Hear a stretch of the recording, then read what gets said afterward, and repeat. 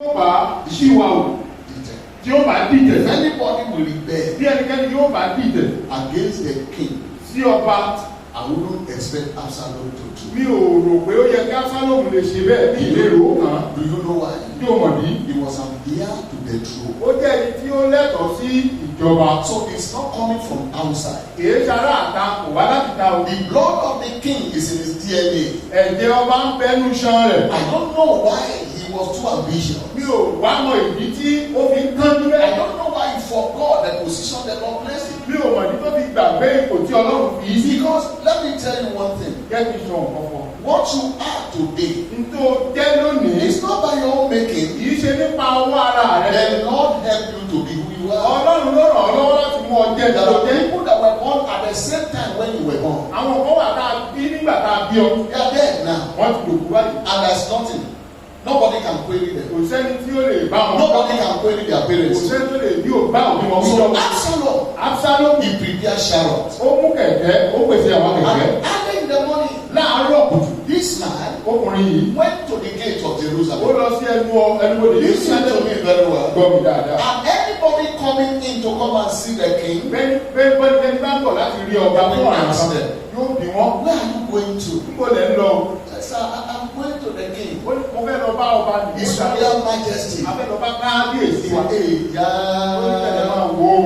don't have, your case will not be well treated. There's nobody there to treat your case very well. Oh, it's a pity. And you know what Absalom did that baffled me? He was hiding his wickedness. Nobody knew who he was. Do you know when people came and they wanted to prostrate for him? He said, no, don't prostrate for me. We are one. He will carry them all. He will hug them. He will kiss them. I wish they know that boy was a bastard. They didn't know. Do you know he continued like this? And was deceiving. He will kept deceiving. He will tell them, look, nobody will attend to you very well. At the point he said something. He said, oh, how I wish I am made a judge in this land. All of you, you will have gotten a fair hearing. You will have enjoyed government. You will see good governance. You just try me. When I get there, you will enjoy me. And he kept doing this for a long time. Do you know what baffled me? I know that thief can steal money. Are you there? I know that thief can steal car. I know that thief can steal, clothes. But this man, he was not stealing all those things. You know what is told? He was stealing the hearts of people.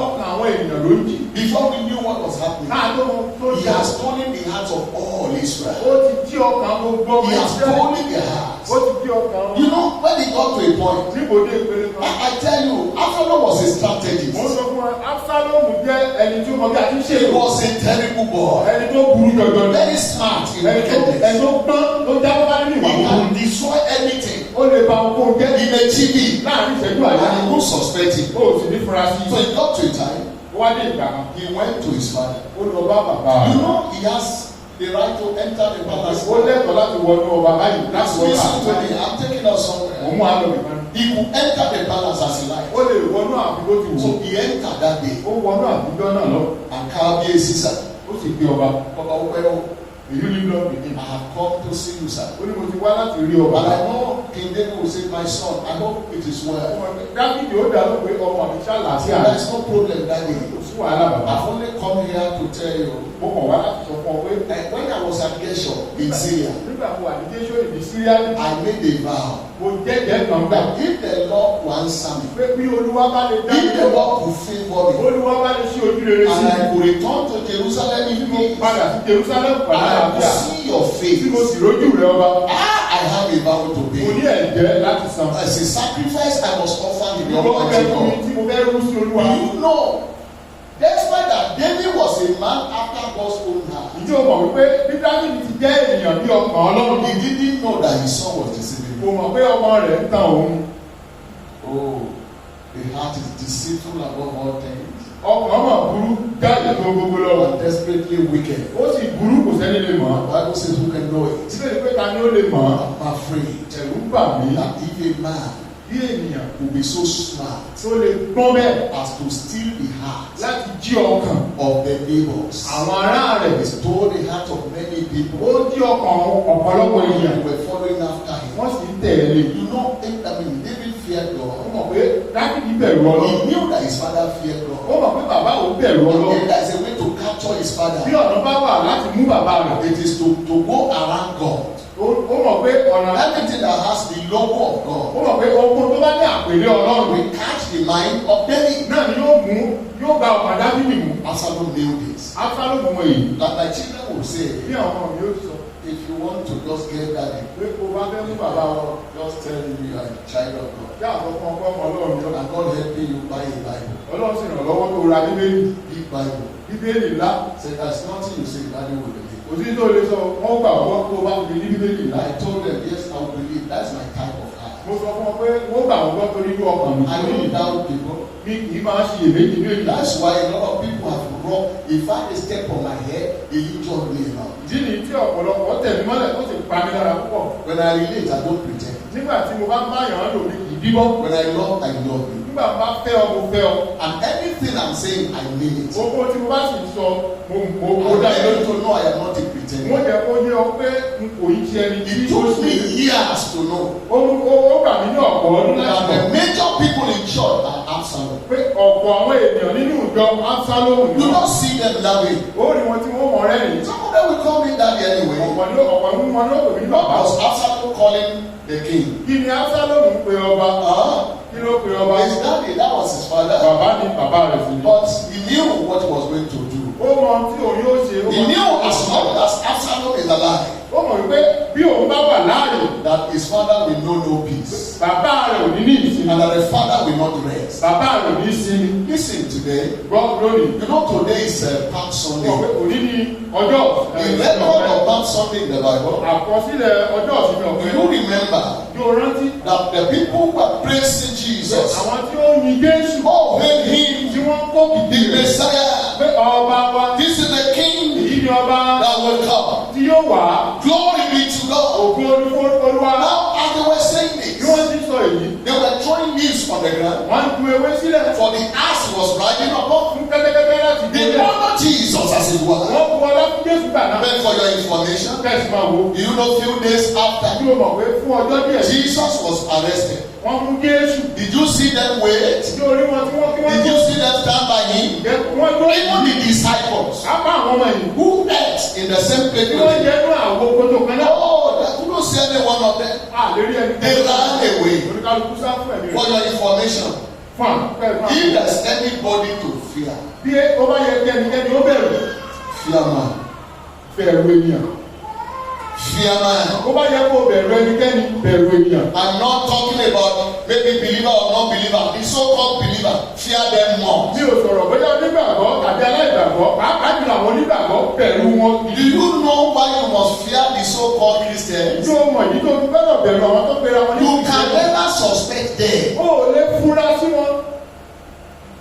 They will finish you before you know. Wọ́n ti bá yẹ ẹ̀jẹ̀ kó tó mọ̀. You can't know what is in their mind. O ò lè mọ tí ń bẹ lọ́kàn wọn. When you talk, Nígbà tó bá they sọ̀rọ̀. will just look at you. Wọ́n kò wọ̀. They say your own. Wọ́n ní tiẹ̀ We know what we will do. àmọ̀ tá a ṣe. Absalom in the house. Absalomu lé Bastard prince. àwọn ọmọ àlè ọba. The king didn't know. Ọba ò mọ̀. Do you know one thing I want you to know today? Bí o mọ̀ nǹkan tí mo fẹ́ kó o mọ̀ ní òní. This Absalom Absalom He yìí studied his father very well. ó ti kíyèsí bàbá rẹ̀ dáadáa, ó ti He mọ̀ ọ́n. studied him very Ó well. ti wo bàbá rẹ̀ He dáadáa. tied everything to Ó sacrifice. so gbogbo pọ̀ He mọ́ ẹ̀rọ. tied it to God. Ó so pọ̀ mọ́ Ọlọ́run. And he didn't ask for the request twice when the king said, you can Kò go. sì béèrè lẹ́ẹ̀mejì kọ́ bá tó ní máa lọ. Go to Hebron. Máa lọ sí Hébrọ́nì.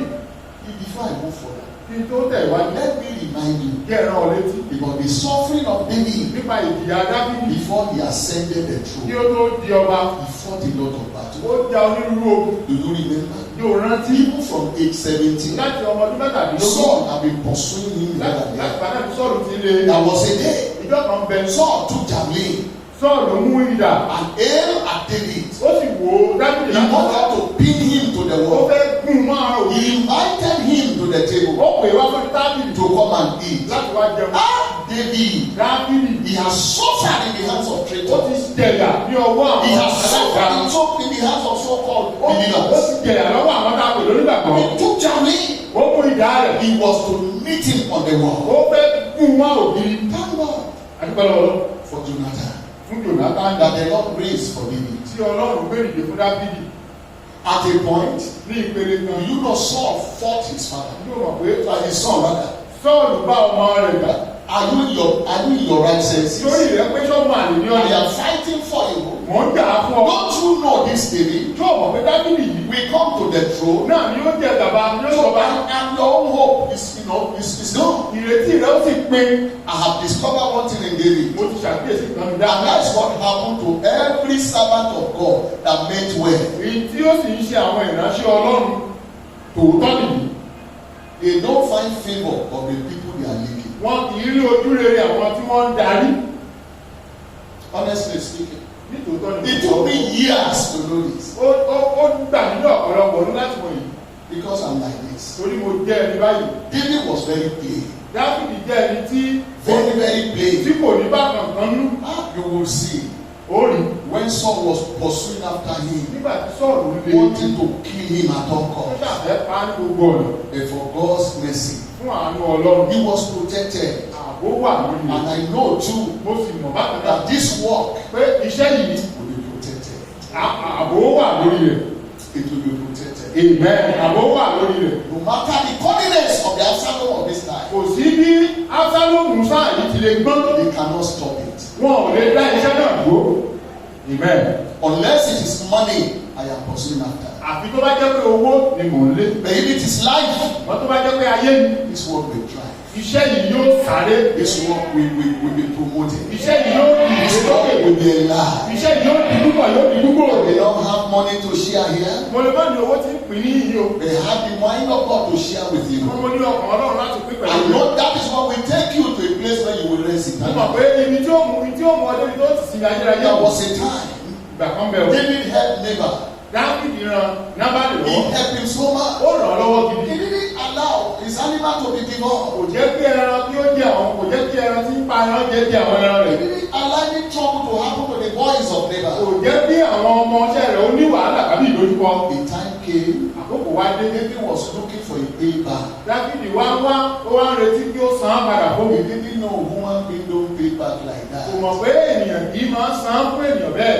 When you are bad, they remember. Nígbà tí o bá burú, wọ́n rántí rẹ. When you are good, they forget. Nígbà tó o bá dára, wọ́n gbàgbé Do rẹ. you know that when he went there, he was asking for food Nígbà tó ó lọ béèrè fún and oúnjẹ water àti omi for his boys that were following after fún him? àwọn ọmọ tí ń gba àrùn títẹ̀lé. The way Nabal answered baffled Bí me. Nábàlì ti dáhùn yà mí lẹ́nu. David never find favor on time. Dáfídì òrójú rere ìgbà tó He bá was fẹ́. a man after God's own heart. Ẹni tí ó jẹ́ ẹni tí ó ní ọkàn Ọlọ́run. He surrounded with bastards. Àwọn ọmọ àlè ló yí i ká. Then I wouldn't expect one of his children to be like Mi that. ò bá retí kí ìkan lára ọmọ rẹ̀ fi ya ọmọ àlè.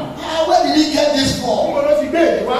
David, a man after God's own heart. Dáfídì ẹni bí ọkàn Ọlọ́run. How come you don't look like your Kí father? ló wá dé Absalomu tó rí ní bàbá rẹ̀? How come you don't love peace like your father Kí ló dé tó loved peace? fẹ́ràn àlàáfíà bí bàbá How rẹ̀? come you didn't love God the way your father loved Kí ló dé God? tó fẹ́ràn Ọlọ́run bí bàbá rẹ̀ ti fẹ́ràn He Ọlọ́run? was there now Ó wà ń bẹ̀ báyìí. and he was planning Ó sì ń pinnu how to usurp the office of the father. bí ó ti fi èrúgbà kún ìtẹ́ bàbá He rẹ̀. was planning a coup Ó wá fẹ́ dìtẹ̀ against the throne of the father. lòdì sí ìtẹ́ bàbá rẹ̀. Listen to me very well. Gbọ́ mi dáadáa. So that you yourself can check Kí ìwọ ti kára rẹ lè wò. whether that is where you belong. Bóyá ibi tí abala tó If wà you are listening to me on air, Tó o bá ń listen. gbọ́ mi lórí afẹ́fẹ́ nírọ̀lẹ́ yìí. I make it clear to you Mo jẹ́ ó hàn gbàgbà fún ọ. up till today, Pé kì í sísìn ló tọ́. God cannot trust you yet. Ọlọ́run ò tí ì lè fọkàn tán ọ. And it is true. Nítòótọ́ ni. We see you in the house of the Òun Lord, bá ilé Ọlọ́run. but we don't know your A ò heart. mọ ọkàn rẹ. We don't know what you are planning A ò behind. mọ tí ò ń We gbèrò. don't know what to say A behind. ò mọ tó ń sọ lẹ́yìn. And as man thinketh in his heart, Bí ènìyàn sì ti ń rò ní so ọkàn is rẹ̀. he. Bẹ́ẹ̀ You are gẹ́gẹ́. not different from your Ó thought. yàtọ̀ sí èrò rẹ. Your thought will tell you what to do. Èrò rẹ ni yóò sọ tó ṣe.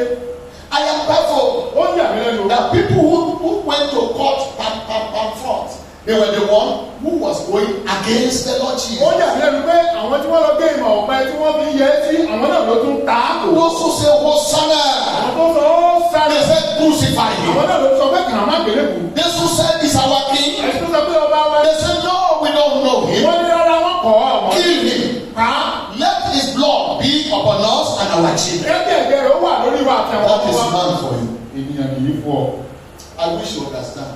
Báwo ni ó yí ọ? The burden in the hearts of the Lord is clear. Ọ̀ràn tí ń bẹ ní ọkàn Ọlọ́run. People Àwọn ènìyàn. who will frustrate God's servant, they are not in the marketplace. Àwọn tí yóò dojú tí wọ́n gbógun ti àwọn ìránṣẹ́ Ọlọ́run kì í ṣọjà ni wọ́n bẹ. Those who will frustrate God's work in the hands of God's servant, they are not in the clubhouse. Àwọn tí yóò gbógun ti iṣẹ́ Ọlọ́run lọ́wọ́ ìránṣẹ́ Ọlọ́run wọn ò sí ilé ijó. Do you know where they are? Ìjọ wọn tó wà.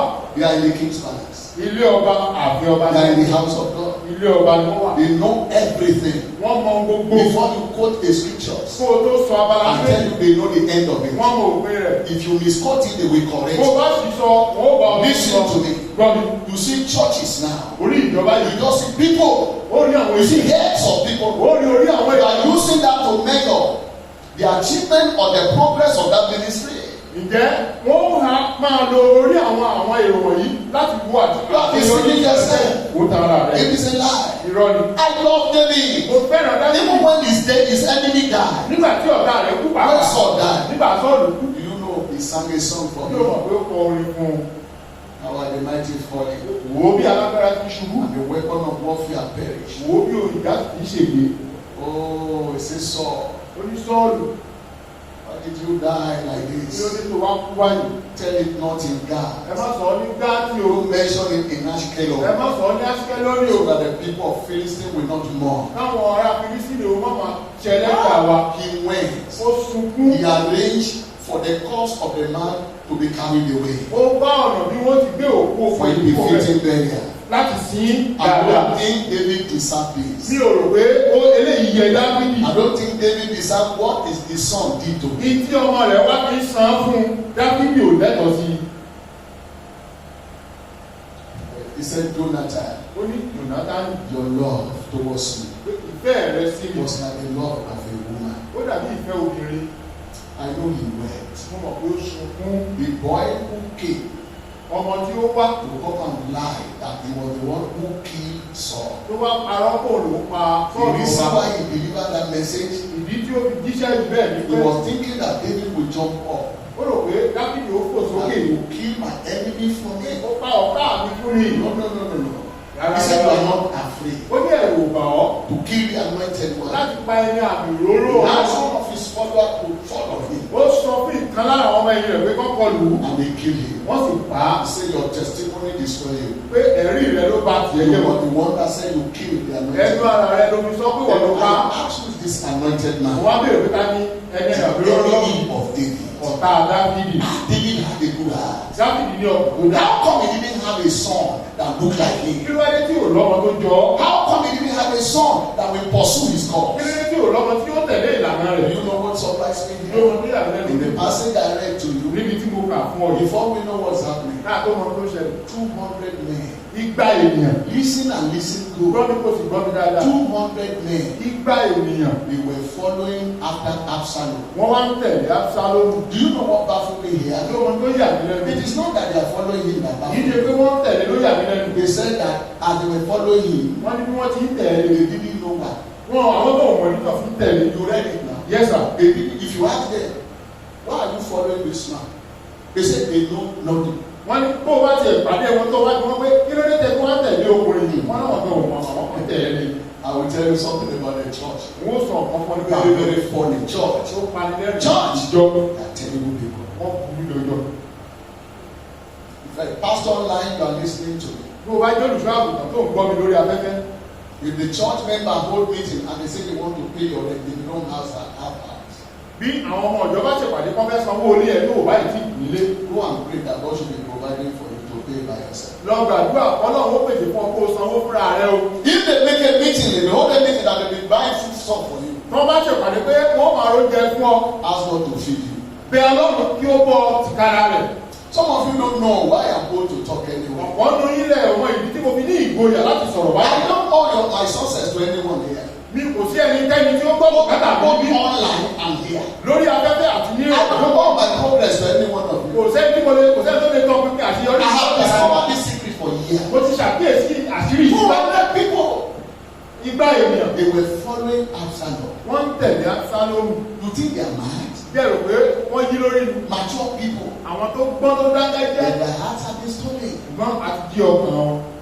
If anybody rises here and say, Bẹ́ẹ̀ni ẹni bá dìde ní iyì tó sì wí pé the pastor down say you are following. pé pásọ náà tó ń tẹ̀lé This and this and this is who he is. ẹni báyìí ni wọ́n jẹ́ o. I tell you, outsider will not say that. Mo ń sọ fún yín aláàbá ò ní sọ bẹ́ẹ̀. The people in the garage there, Àwọn tí wọ́n ń bẹ àwọn agbèrò ní yìí wọ́n ní sọ they bẹ́ẹ̀. will say that. Yes sir. Wọ́n The only thing they do when they see me, they, pastor, good afternoon, sir. That's what they greet me with all respect. ohun kan tí wọ́n máa ń ṣe ni pé wọ́n máa ń bọ̀ lábúlé wọ́n sì kí ni You know why?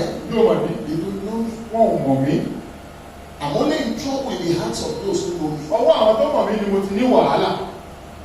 They are the people I cannot handle. Àwọn náà ni àwọn tí ọwọ́ mi ò They ká. are the people I cannot talk to. Àwọn ni ẹni tí mi ò lè bá They sọ̀rọ̀. have their own. Wọ́n kàn jẹ́ They ẹni have authority on their own. wọ́n láṣẹ lórí ara wọn. Nobody can talk to them. Ẹ̀sẹ̀ lè bá wọn sọ̀rọ̀. Absalom. Absalom. Do you know these 200?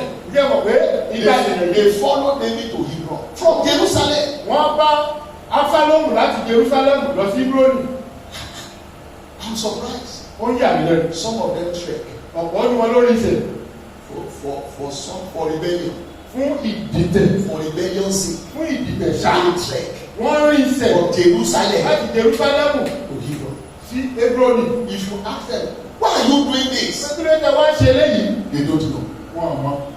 They have no idea. Wọ́n ò ní òye rẹ̀. Listen here. Gbọ́ mi níbí. They got to a point. Ó dé sáà kan. He sent for a man that I wouldn't expect him to send for. Ó ránṣẹ́ sí ọkùnrin kan tí mi ò lérò ó yẹ ó ránṣẹ́ sí. The man that came from Gilo, they called him Ahithophel. Ọkùnrin tó wá láti Gílò wọ́n pè ní Àhítófélì. Absalom was smart. Absalom náà gbọ́n o. He knew that Ahithophel was the secret and the strength of the government of his father. Ó mọ̀ wípé Àhítófélì òun ni agbára ìjọba bàbá rẹ̀. It was reported concerning Ahithophel that any counsel he gave them was like God talking to someone. Nígbà náà lọ́wọ́ wọ́n sọ nípa ọkùnrin lébi pé ohun tó bá sọ yóò dàbí pé Ọlọ́run ló sọ ìmọ̀ràn tó bá tó bá bí Ọlọ́run. David had been enduring when Absalom usurped the office. He had been enduring. Then when they told him that Ahithophel had already joined Absalom, that touched him. Dábìlì ti ń fi ara dà á nígbà tí Absalom ti tẹ̀gbàjọba ṣùgbọ́n ní kété tí ó gbọ́ pé Àhítófélì bákan náà ti darapọ̀ mọ́ ẹ̀rù bà jọjọ. Do you know what he said? Yóò mọ tó sọ.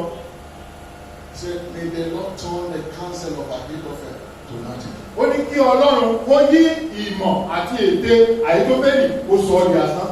Thank God that the Lord answered that prayer. Ọlọ́run ṣe é tó gbọ́ àdúrà yìí o. With Ahithophel, Absalom would have succeeded. Pẹ̀lú Àhítófélì, Absalom ìbá ṣe àṣeyọrí. I'm afraid of man. Ẹ̀rù ènìyàn ń bà mí. Sincerely, Nítòótọ́, I am afraid of man. ẹ̀rù ènìyàn ń bà mí. I'm afraid of those who are close to me. Ẹ̀rù àwọn tó súnmọ́ mi pàápàá ń bà mí. I'm afraid of people that we used to open mind together to talk. Àwọn tá a máa ń sọ̀rọ̀ papọ̀ tá a máa ń pín ọkàn ara wa fúnra wa ẹ̀rù wọn bà mí jọjọ. Look at the labor of David to consolidate his kingdom.